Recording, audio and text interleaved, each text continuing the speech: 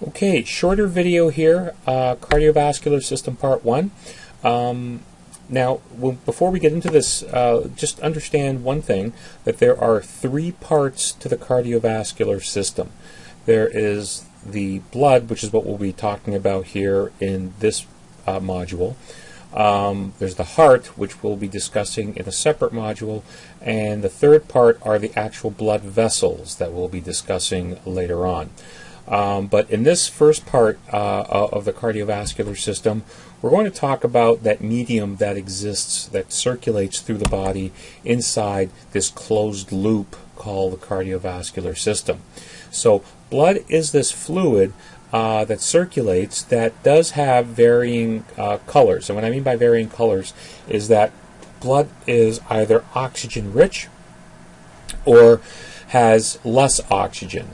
And so as a result of that oxygen, it gives blood a particular unique color. So bright red blood is oxygen rich. Blood that takes on a darker appearance is blood that has had oxygen removed from it. And what is removing the oxygen are tissues that rely on oxygen for their survival. Blood is typically kept at a neutral pH, somewhere between 7.35 and 7.45. Temperature is usually slightly higher than what is considered to be normal body temperature because blood functions to remove heat from tissues that are generating the heat. So when you think about muscle tissue, liver tissue, kidney tissue, these are cells that are metabolically active, and a byproduct is an increase in temperature. But the temperature of our cells remains relatively constant because blood is basically washing away that heat and dissipating that heat to the external environment, making blood slightly warmer than that of our tissues. Blood does account for a small percent, but nevertheless not a negligible percent of body weight. And the average blood volumes are slightly higher for males than they are for females, given the average larger size of adult males than adult females.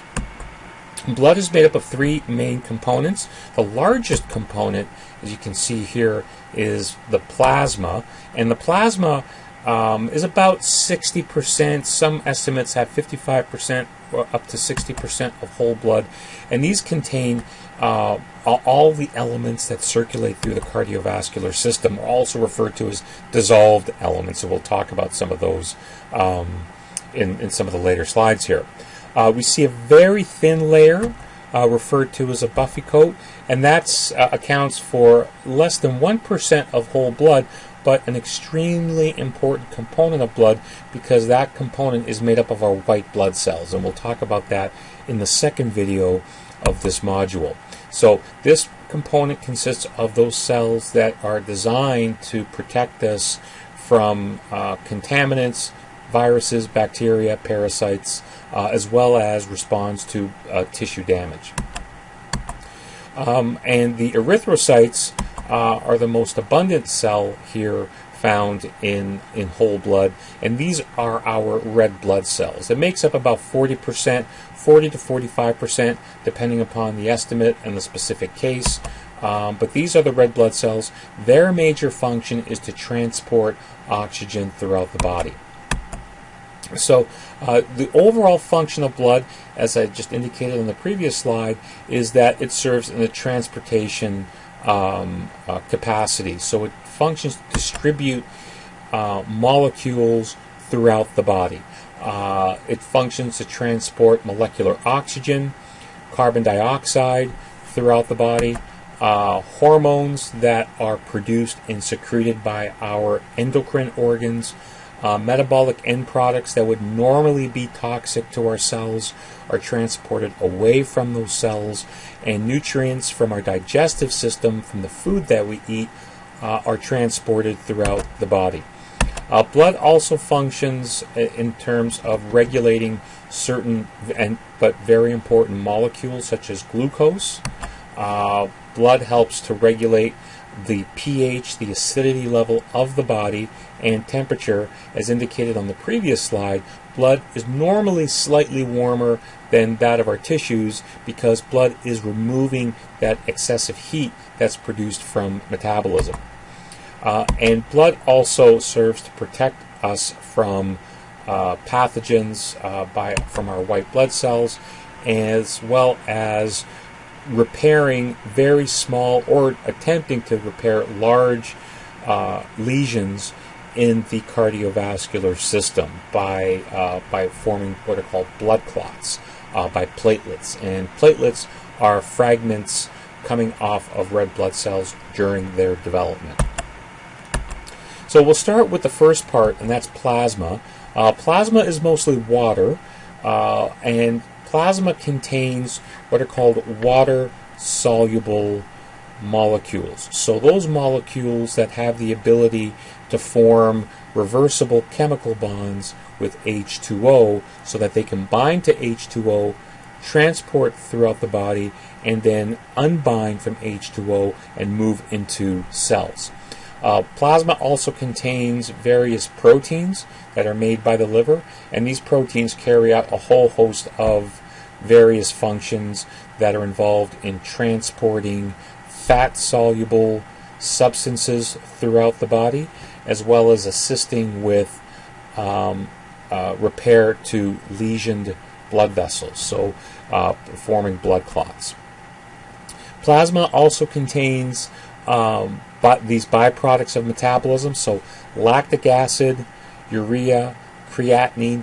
These are all breakdown products from regular, normal metabolic pathways that take place in our cells, but these byproducts would normally be toxic to those cells if they remain. So the cardiovascular system essentially washes these away, and in some cases, in the case of urea and creatinine, these two byproducts are filtered out by the kidney, and we'll talk about that in some of the later modules in this course. Food that we eat gets absorbed into our cardiovascular system, and so these macronutrients, and so it's important at this point we make that clear definition that glucose, or rather carbohydrates, amino acids, and other types of these macronutrients can dissolve directly into plasma. Plasma also contains various electrolytes that are critical to the functions of our cells, and we'll talk about some of these throughout the course, particularly in the respiratory part 3. We'll talk about the important role of bicarbonate in carbon dioxide transport. So we've already introduced and talked about the important need of transporting oxygen and CO2 throughout the body, as well as transporting hormones to regulate a whole host of different functions. The most abundant cell inside our cardiovascular system, of course, is the red blood cell, also referred to as the erythrocyte. These, as you can see in the illustration below, are these biconcave discs, and they are anucleated, which means that they do not have a nucleus. That poses a problem because that limits the lifespan of these red blood cells to approximately 120 days. Because these red blood cells do experience damage from time to time, they don't have the ability to self-repair by making new proteins. So we're always in a state of making new red blood cells. As a result of various hormonal differences and body size, males, the average adult male carries more red blood cells per concentration than females. Almost all of the oxygen that's transported throughout the body is transported inside these red blood cells, bound to a very important protein that we'll take a look at here on the next slide. The remainder of those oxygen molecules are transported and dissolved directly into plasma, and we'll discuss that in greater detail on the third respiratory module. About 20% of all the carbon dioxide produced by our cells is also transported in red blood cells, which means that the remaining CO2 molecules are transported in one form or another in plasma. Because these are cells, they do have a metabolic need, they do have metabolic pathways, but these are anaerobic cells, which means that they will produce ATP by combusting glucose as well as other anaerobic pathways to produce that very important energetic molecule. And the reason that is carried out the way it is because these cells do not have mitochondria. Without mitochondria, these cells cannot engage in aerobic metabolism. So although the red blood cell is very rich in molecular oxygen, it's only transporting the oxygen and not metabolizing the oxygen. So with discounting the water content, because these are fluid-filled cells, an aqueous medium inside the cytoplasm, the erythrocytes are about 97% hemoglobin. And so the major function here, as we'll see, is that these red blood cells have a high oxygen carrying capacity. And that occurs because of a structure, a protein called hemoglobin. And so hemoglobin, as you can see in this illustration, is made up of 4 separate peptide chains that are connected together, and each peptide chain contains this central, what's called a heme unit, a central iron-containing compound that's critical to the function of this protein. So, and the reason this is important is because that central heme portion will bind 1 oxygen molecule per heme, and that's what gives that blood that reddish appearance.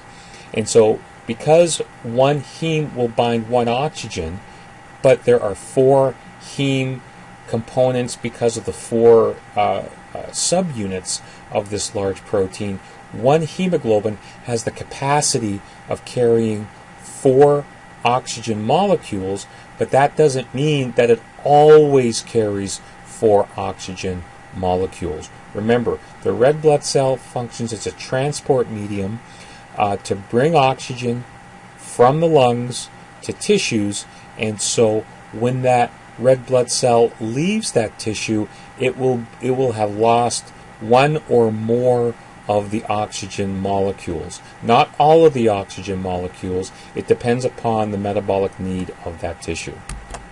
And so what we see here are highlighting here in the blue boxes are those 4 central heme molecule components of each particular subunit of this very large protein called hemoglobin.